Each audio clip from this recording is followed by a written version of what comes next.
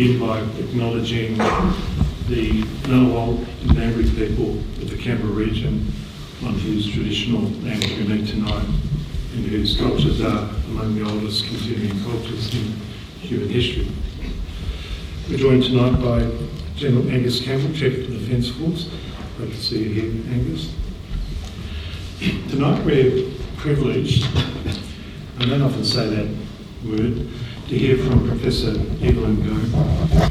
Professor Goh is the Shedden Professor of Strategic Policy Studies here at the Strategic and Defence Studies Centre, and is well known to many of us. Evelyn convenes a graduate research and development network on Asian security, known as RANDNAS, and also currently is a co-managing editor of the Cambridge Studies in International Relations book series. And from 2016 to 2018, Evelyn was also a member of the World Economic Forum's Global Future Council on International Security. Professor Goh's research expertise spans many facets of Asian security and international order, and she has published widely, including on US-China relations and diplomatic history, regional security order in East Asia, Southeast Asian strategies towards great powers, and environmental security.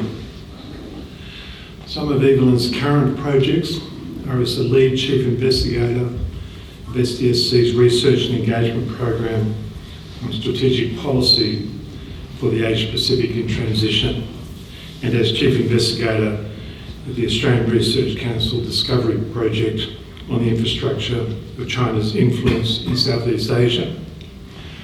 Her most recent publication, co-authored with Barry Buzane, is titled Rethinking Sino-Japanese Alienation, History Problems and Historical Opportunities. This book is a major work and I cannot recommend it highly enough. Despite being published last year, the pandemic has interrupted our ability to officially launch the volume.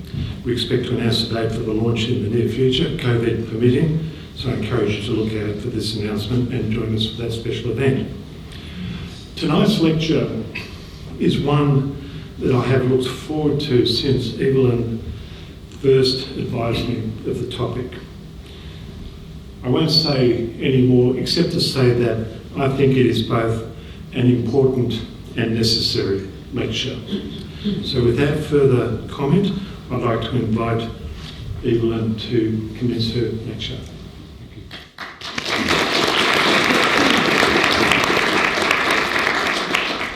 Thank you, Brendan. That's for your very kind introduction. And please let me acknowledge and celebrate the traditional owners of this land as well, and pay our respects to the elders of the Ngunnawal and Ngambri peoples, past, present, and emergent. Thank you so much, everyone, for your time this evening and for taking the trouble to come out in person in these troubled times. I was asked to speak for half an hour, which I will try.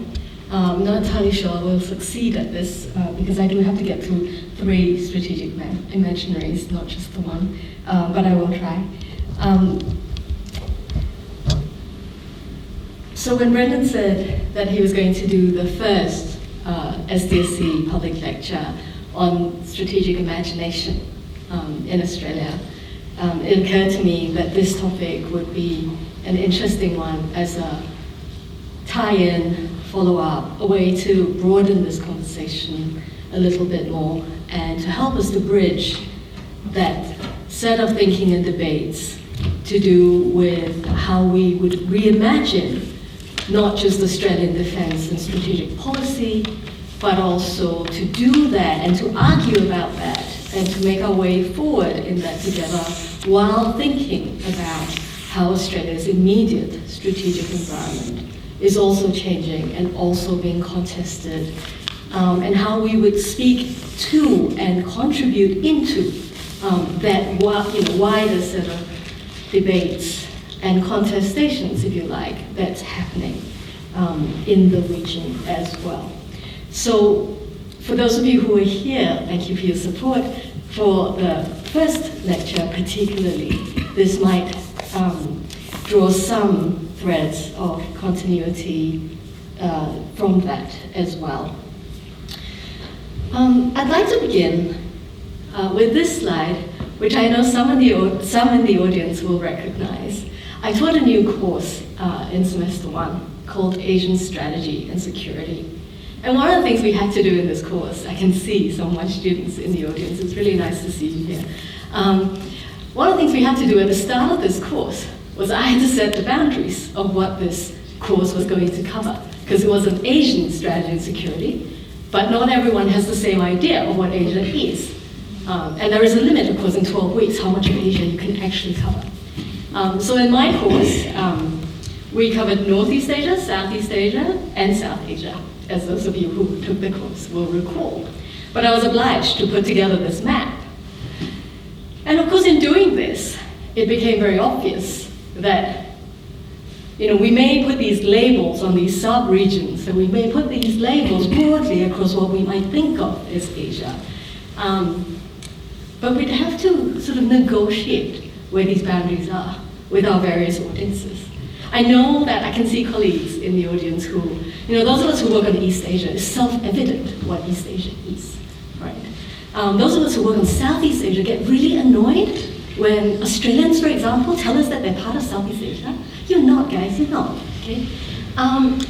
Those who work in the Middle East will find that West Asia label really weird, because that's not West Asia, it's the Middle East.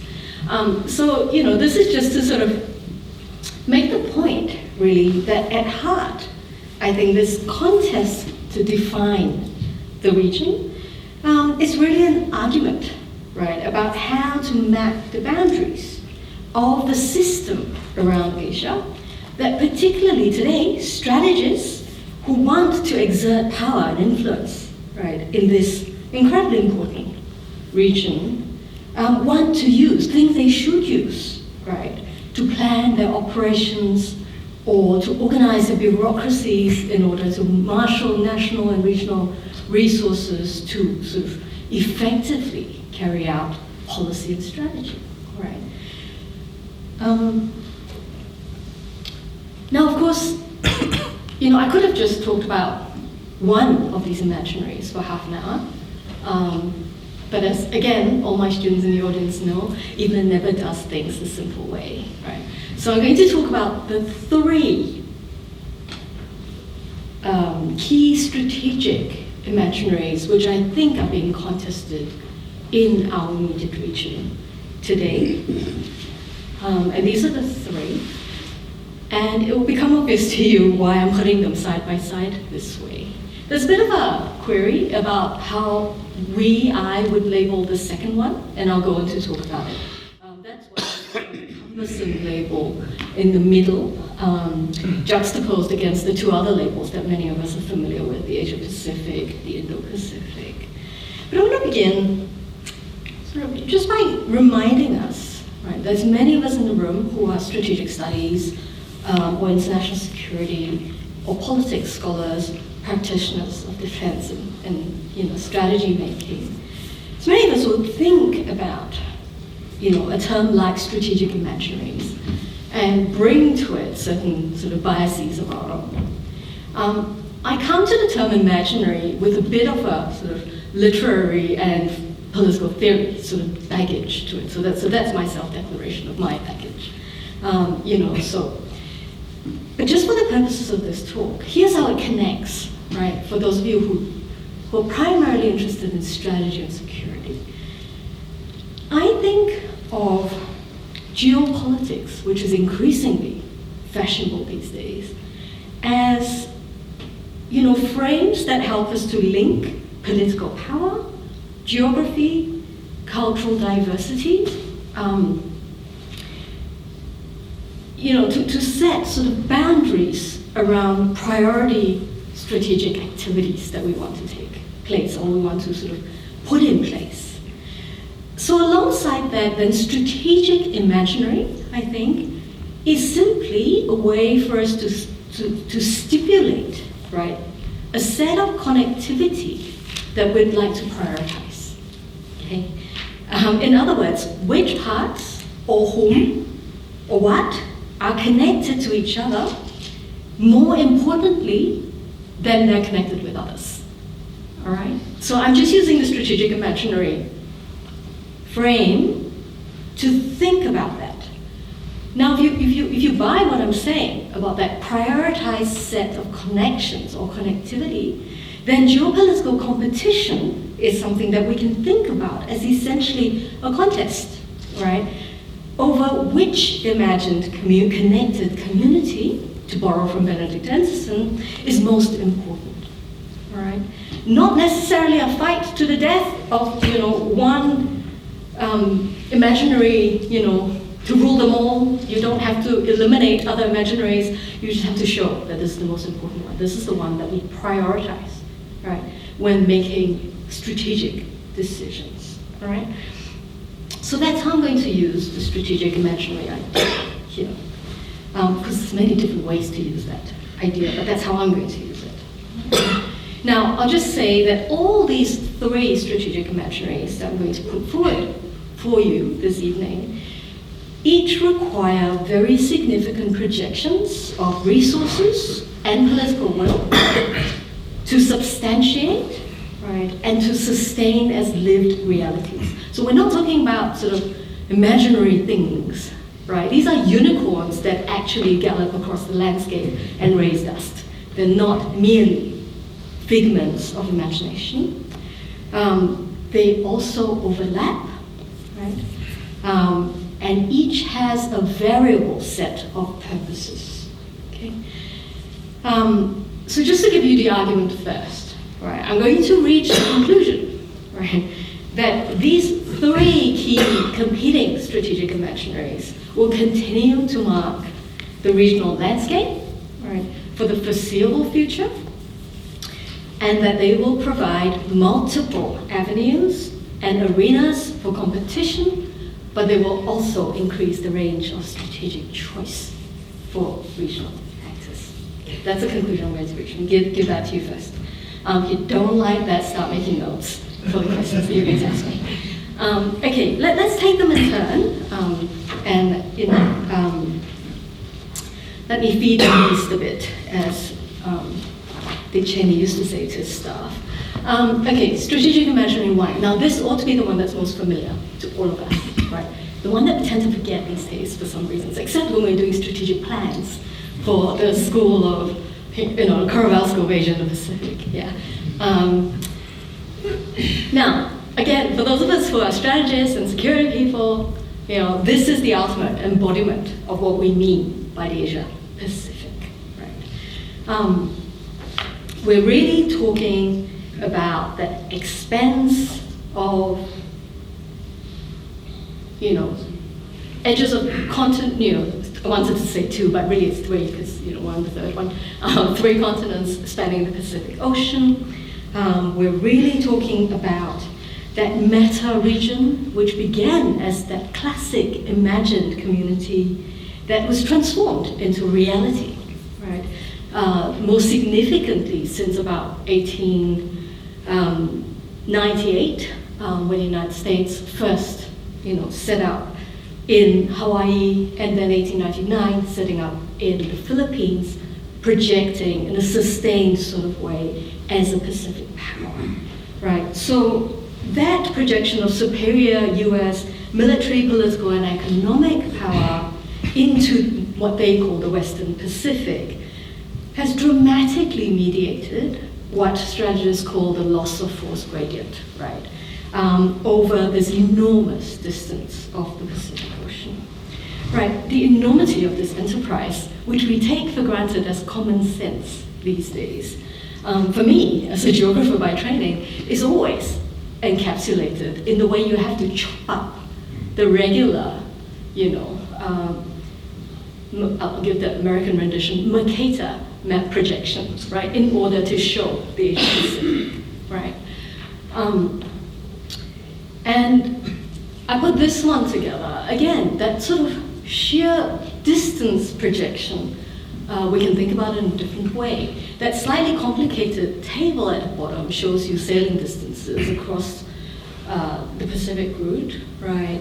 Between the ports in the middle, which are all sort of Asia-Pacific ports, and Hainan, which is to the south of China, the red star on the left-hand side of the map, and San Diego on the east coast of the United States, the red star on the right side of the Pacific. And if you simply compare the sailing distances from San Diego to these ports in Asia and the Pacific, and the sailing distances from Hainan to these same ports, you get a sense of how far the US has to project its power in a sustained way to make, this is just simply military power we're talking about here, to make the Asia-Pacific that sustained lived reality, right? Now, of course, the other thing that's really important about the Asia-Pacific, which we also take for granted as a common sense order of things, especially sitting here in Australia, is that dense web of economic interdependence and exchange that goes further towards making this a lived reality, right? Indeed, an element of deeply embedded interdependence, right? Without which the kind of comforts of life that we're all used to here simply cannot continue. This, of course, is simply an illustration of this from the regular map of what constitutes the Asia-Pacific Economic Cooperation Grouping. Again, it mirrors that, trans-Pacific notion. Now, this is simply to remind us that the Asia-Pacific dominant imaginary, of course, is not an uncontested one. It is dominant, but it is not uncontested. And those of us who study sort of the East Asian side of this will remember, starting from the 1990s, the East Asian Economic Caucus idea coming out of Malaysia, in the 2000s coming to fruition in the various sort of ideas about exclusive East Asian kinds of economic groupings and political dialogues that would be set up to rival the Asia-Pacific sorts of groupings and dialogues, which continue today. So that side by side is this sort of embedded sense of competition, if you like, even towards that very established conservative status quo Asia-Pacific kind of imaginary that we've got there as the incumbent dominant imaginary. This is the latest sort of alternative idea of a slightly more restricted Western Pacific kind of economic grouping, RCEP, of course, many of us are familiar with, but coming out of that grain of how do we think about deepening and thickening economic interdependence, but on the western side of the Pacific only. Okay, so yes, the Asia-Pacific is the dominant incumbent strategic imaginary, but by no means an uncontested one, is the point I'm trying to make here. Now, second major strategic imaginary. So I'm moving now into the next two imaginaries, which I think of as the rising challenges, right? And the first one, of course, is the thing that everyone gets excited about, and we've all gotten excited about for about 10 years or more. Well, less. Okay, well, I've been excited for about 10 years, but and it's the one that seems to emanate, right, from the sets of Chinese initiatives that, as I said, seems to be forcing us to consider very seriously an alternative set of prioritized connectivities, right? That the Chinese are trying to persuade their partners across the huge swathe of countries going westward from China. Notice how they all go westward. From China, should be their prioritized, preferred, connected, imagined community, right? This, of course, is the original Xinhua map of what was then called the New Silk Roads, dating from about 2012.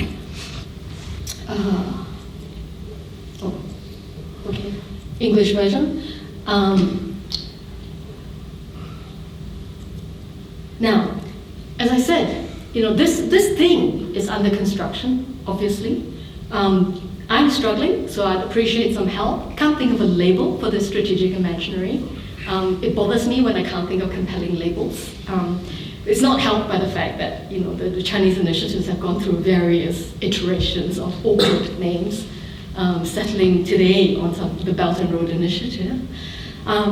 What I'm trying to get at is this, though. I'm not talking exclusively about the Belt and Road Initiative. What I'm getting at is the sort of aspirational forging of this new, alternative, revived, strategically connected community is represented here, right? If you look at this map, what we've got essentially in the orange bit, right, is China, right? And what is evident in this map is that the one thing that knits together, remember my very first map that showed Northeast Asia, Southeast Asia, Central Asia, South Asia, the one thing that knits all these sub-regions together is the orange thing, right? That's the connector, right? This is not an individual thought that I've had. This many scholars have pointed out before. And therein lies the potential of something like the prioritized connectivities that China is forging in something like the BRI, right? The creation of continental connections and dense networks of various sorts revives the potential, right, of this greater Asian imaginary, if you want to share my sort of framing of this. Let me flesh this out a little bit more. Of course, since the beginning of the New Silk Roads Initiative, Chinese analysts, observers, also those outside of China, have, of course, very quickly harped onto the old Mackinderite idea of the Eurasian heartland, right, as being key to any strategic player that wants to dominate the world. This is an old-fashioned idea that whoever holds the Eurasian heartland holds the world, right? And you can see why in a map like this, right? That's the greater Eurasia, the Eurasian heartland thing. Because Mackinder wasn't being that expansive. He didn't go that far east when he thought about the Eurasian heartland. But essentially, this combines that sort of Mackinder idea and my thing about Greater Asia. It gives you a sense of what that large Eurasian continent actually is. Andrew Carr is here. Remember, Andrew, when we had that argument at Kailua some years ago about whether Europe was a continent? It's not a continent. It's Greater Asia. Yeah. But what's fascinating about this, of course, is that idea of potentially the recreation of what Ken Calder calls, has labeled rather sensationally, a supercontinent. We don't need to use that sensational label. But the key idea is this. Here's the wonderful parallel, right? He starts his book, and if you haven't read it, the introduction is definitely worth reading. He starts his book with this vivid reminder, right? Now, everyone who has done military naval history will know where I'm going with this. With this reminder that the United States, right, became a global power with two critical things that it managed to do, right, from the mid-1800s into the early 1900s. Number one, the Transcontinental Railway, the blue line there, which essentially connected the eastern seaboard and the western seaboard of the United States. Number two, the Panama Canal, obviously. Two things which allowed the United States essentially, right, to project both in both in the Atlantic and in the Pacific Oceans, and to be able to move flexibly with time, across these two oceans. And that was what underlay the United States as a global power, this creation of this supercontinent, an internally well-connected, right, coherent economic and strategic player. But the strength came initially from the ability to connect the North American supercontinent, east to west, right? So he starts his sort of supercontinent book with this proposition that if you think about the red bit now, and you think about BRI, this forms potentially, not there yet obviously, potentially, right, the foundations of a modern day supercontinental type of power. Right? Key thing is that forging of primary priority connection on this continent, the ability to move flexibly and to project flexibly across both seaboards going east and west, and in the Chinese Asian case, south, etc. I think that stretches it a bit. But I want to make a point about that maximalist idea of that second imaginary. In the context of what I've just said, and when you look at what's entailed, right, at least in planning terms, of all the infrastructure building that's been going on in something like the Belt and Road Initiative, it, I think, helps to consolidate what I'm saying to you about laying of foundations for creating densities of connections and connectivities, right? That by facilitating the sustained exchange of goods, finance, people, ideas, what you're doing essentially is you're creating new communities, but also new foundations for power projection, right? These are the Xinjiang corridors, which essentially connect China westwards. Okay, so this is what Wang Zizi calls the westward march. And essentially, it's sort of ideas of how to connect the underdeveloped western parts of China into Central and also South Asia to maximize the economic potentials and interchange that may be possible going that way instead of eastward. Similarly, of course, many of you are familiar with these. I'm not saying that all these initiatives are doing wonderfully. Please, before anyone asks me that question, I'm not. Right? We all know the difficulties, all right? But you know, here's the idea, right? The creation of trade routes, economic corridors, etc. The forging of connectivities that give us the foundation of what constitutes a new priority strategic imagined community, if you like. Of course, it's not just it's not just economic corridors. It's very it's very tangible things like pipelines. It's very tangible things, roads, railways, bridges, etc. This goes south, right? Now we all know that lived realities can't happen simply by imposition of the powerful. This was not the case of, in the experience of US power. This is not the case in the experience of Chinese influence today. The Belt and Road initiatives, while we may argue about the effects and the viability or the feasibility of particular projects, undeniably have been made possible by collaboration, cooperation, and decisions and policy responses of neighboring countries around China. Now, these responses are a little bit different. They're not always positive, but they have met with significant uptake.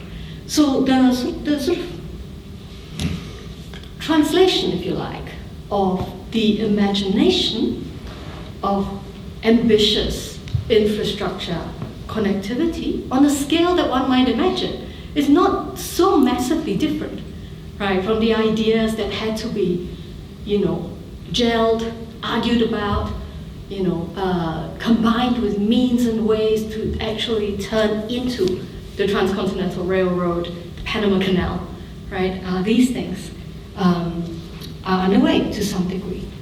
I've argued with Jamie Riley at Sydney, that much of this constitutes the laying of foundations for what we call connectivity power for the Chinese. This is not stuff that becomes usable overnight, but they lay the foundations in a variety of ways. Now, for those of us who are IR geeks, right, we sort of splice it out into various forms of power, using networks, structural power, governance, rulemaking, and normative power. I'm happy to talk about this in a little bit more detail if anyone's got any question. But essentially, ways of thinking through how building the foundations for a priority set of connectivities looks like in practice is something that's actually unfolding before us today, is what I'm trying to say here.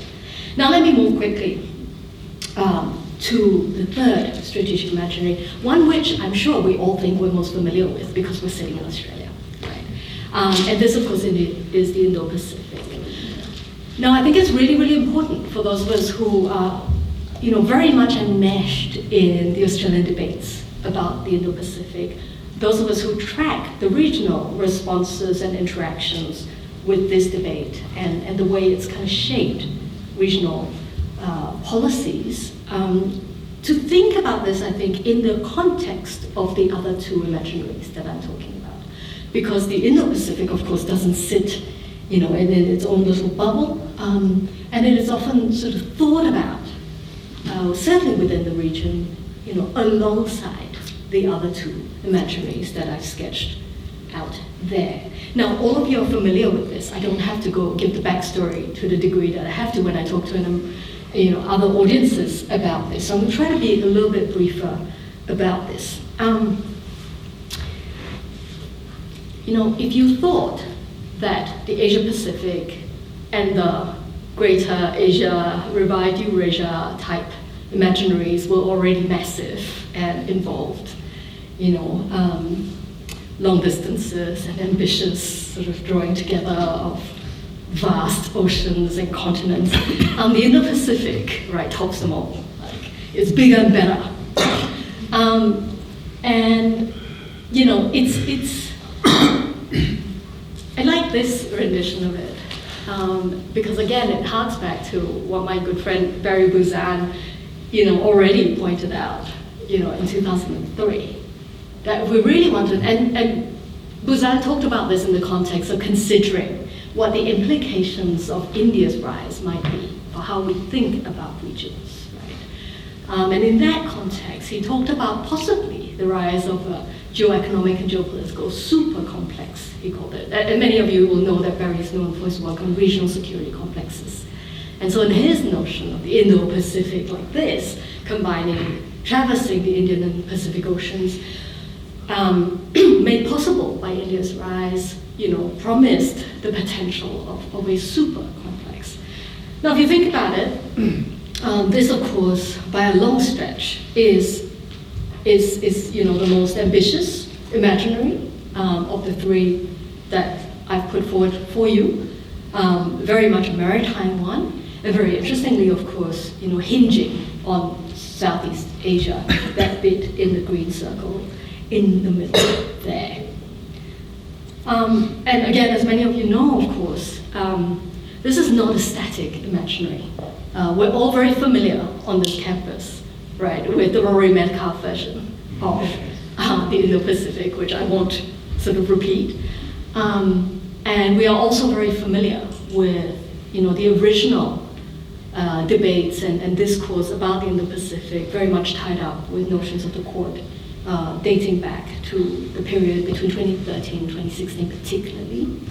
And earlier than that even. It was 2011 when Hillary Clinton referred to the Indo-Pacific in an official US strategic speech first. But again, that sort of intermeshing, right, of these initiatives is a very marked one. And again, harking back to my Asia-Pacific incumbent imaginary, it seemed like the epitome of the official stamp on the Indo-Pacific as the sort of rising and risen challenger must have happened in 2017 when PACOM became the Indo-PACOM. Interestingly, they didn't change the map really very much, as you can see, but there you are. What I want to get to is this, and I did this 2 weeks ago. I was saying that I taught an intensive course for some government officials 2 weeks ago, and I put this table up and trying to sort of help them think through how we might place debates about the Indo-Pacific in the context of other ideas, and how we might think of what competing means in terms of imaginaries. So to just put this very simple table up and said, okay, look, you know, do the usual ends means, you know, type of strategic analysis. I'll just pop in the narratives bit there so that you can locate it in the language of the arguments that we tend to have. And so I put this up and, you know, gave the hardcore version, the original version of the Indo-Pacific. You know, the point was to contain China, to reinforce US primacy, you know, very much focused on existing bilateral alliances, new security partnership with India, and, you know, emphasis on democracy, rule of law, freedom of movement stuff. You know, compared to the Chinese initiatives, you know, which very much have a much bigger economic piece to them, which has a very, very different narrative, which really combines ideas of security with development, and this notion of building community, right? Connected and interdependent connected community sort of idea. Then I said, what do you observe from this comparison? Then we had a good old, you know, debate about this. And what really, really struck me was, you look at this, and most of them said to me initially, well, it's obvious, isn't it? They're diametrically opposed. Right, that's what most said. Now, who thinks that they are diametrically opposed? I mean, that's obviously a valid, yeah, they're diametrically opposed, right? They're clearly not the same. Right? They're clearly rather different.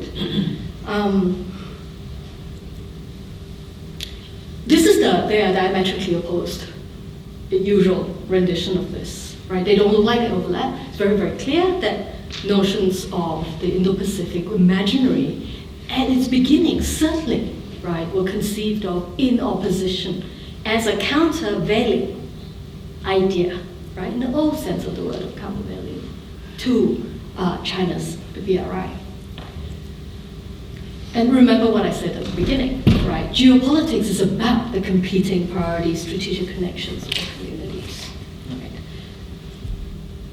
Now, my point is, these are competing, but the key point is, how are they related?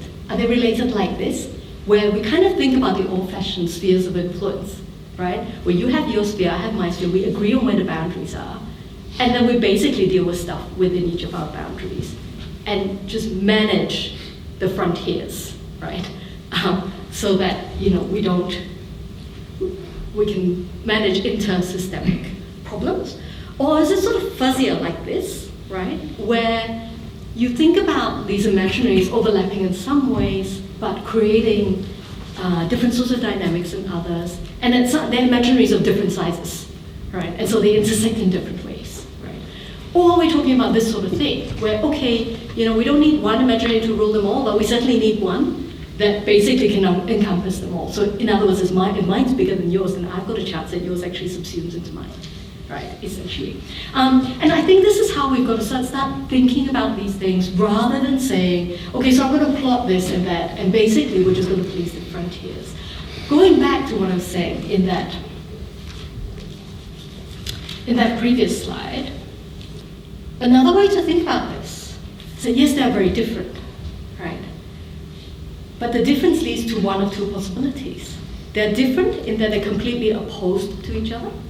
Now, that means, you know, there's no possibility of reconciliation, right? That means that if you choose one, then you can't choose the other one, right? A zero-sum binary choice, right?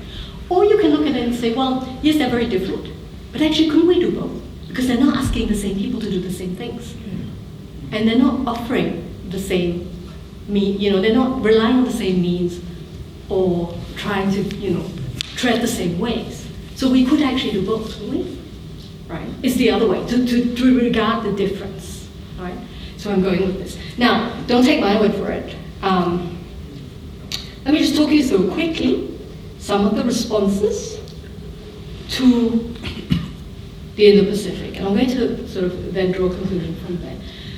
Now, one of the most active countries that has propagated the idea of the Indo-Pacific is Japan. Japan is absolutely crucial to to this enterprise. They have been, for a long time, in the Asia-Pacific region, the most underrated, ideas entrepreneurs, right? We know this. They often sort of have these great ideas, then ask Australia to move them to the region because they feel they're constrained. And this was kind of, again, that situation, right? We've had that incredible situation where we've had Abe Shinzo, who's been able to have two goals, right, at this notion of what eventually came to be called the free and open Indo-Pacific in 2016. Now, what's really fascinating about Japan is that its deep engagement with the Indo-Pacific imaginary, right, in the earlier part of this decade has become reshaped, has been changed, right, quite significantly over the last 3 years, right, since 2018 onwards. Now, undoubtedly, Japan shares the strategic aim, right, that the Indo-Pacific notion, imaginary, is there to promote US primacy and is certainly there to promote the rules-based order. It shares those strategic ends, all right? But it has two overriding concerns. They don't override the ends, but the concerns limit the means and the ways in which it's willing to adopt to get to those ends. And the two concerns are not to over-antagonize. They're willing to antagonize the Chinese, they just don't want to over-antagonize the Chinese. And they don't want to alienate the Southeast Asians, right? Those two concerns have led to various things in the last 3 years, right? Those who watch, Japanese policy on this issue will know what I'm saying, right? A toning down significantly of the rhetoric. It's not a strategy anymore, FOIP, right? It's a vision, right? It's not any longer discussed in the same breath as the Quad. Freedom, democracy, open, rules-based order is not discussed in those terms. That stuff has been dropped. Japan also, very interestingly, in light of my table before, has tried to push the Indo-Pacific actual policy instruments towards non-military instruments. So partnership for quality infrastructure is something that Japan's pushed its Indo-Pacific partners a great deal to offer as a direct alternative to what China offers, right, to certain countries in the region. So going beyond mill-to-mill initiatives.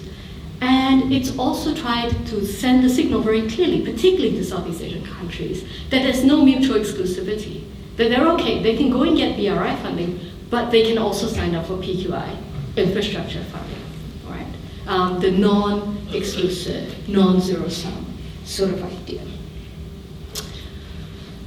Now, if we look at what the Southeast Asians have done with this as well, after much wrangling and, hand-wringing, it's been similar, right? Their strategic ends are quite different, right? Yes, they want to constrain the Chinese.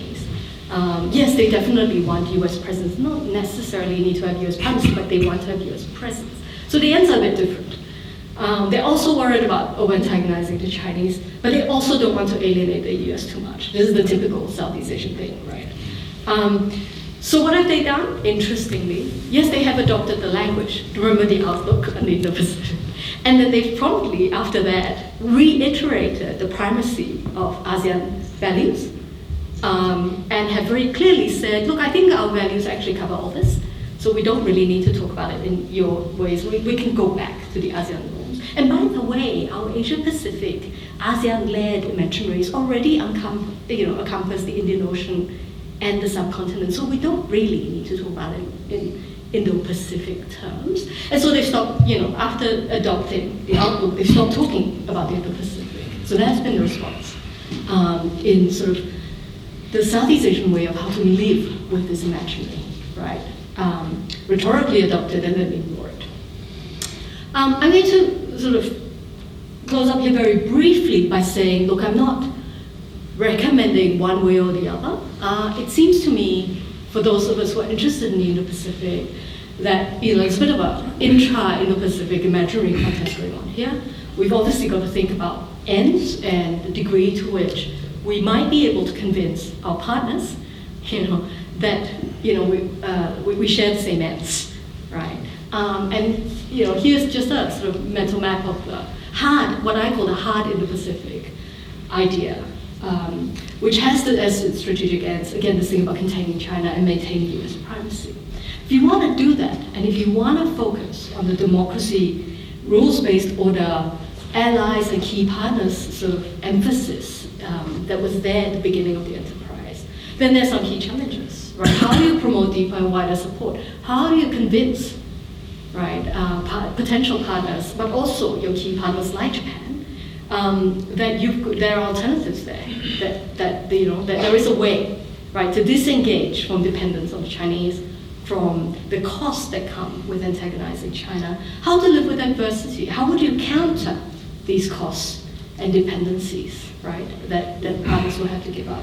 And at the end of the day, you've got to live with the idea, right, that you will antagonize China and that there will be the possibility of conflict that comes from that. So there's got to be a plan for winning the conflict, essentially, right?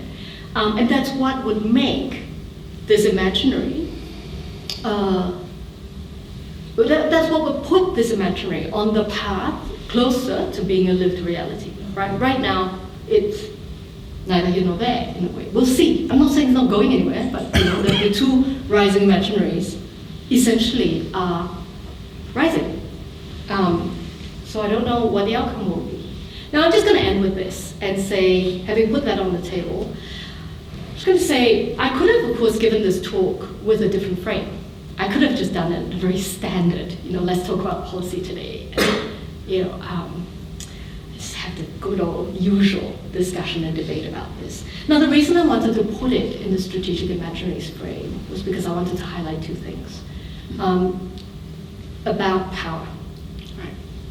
The first thing is that power resides fundamentally, right, in imagination.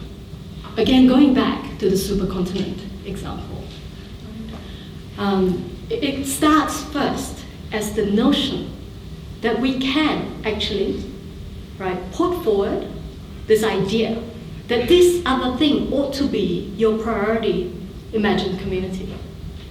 Right? It starts with the notion that we can make this imagined community real by building stuff. Okay? I mean, as the case happens with the supercontinent, it's by building stuff. Right? It starts with that imagination. Second point I want to make is that power is never straightforward. Right? Imaginaries in the political theory sense sort of reminds us of two critical things. One, it's radical, right, which is the thing I've just said about imagination. It's change invoking, in that sense, radical, right? It necessarily involves radical ideas. Secondly, it's agentic, right? It involves action, not just from the powerful, but responses and action in turn, and contestation from the others. I'm just going to broadly call them the others. So that action and contestation part is the second thing I want to highlight, the agentic. Right? So the radical and the agentic. So those are the reasons for me sort of taking the strategic imaginaries frame to talk about stuff which many of you already know, but may not necessarily have put together in this way, in direct juxtaposition with each other. Now, I have been told that we're not having drinks. I know it's shocking, isn't it? But yeah, I've been told that we're not having drinks because, of the current conditions. So I have said that I'm very happy to spend a bit more time, if you have it, in questions and answers. Thank you.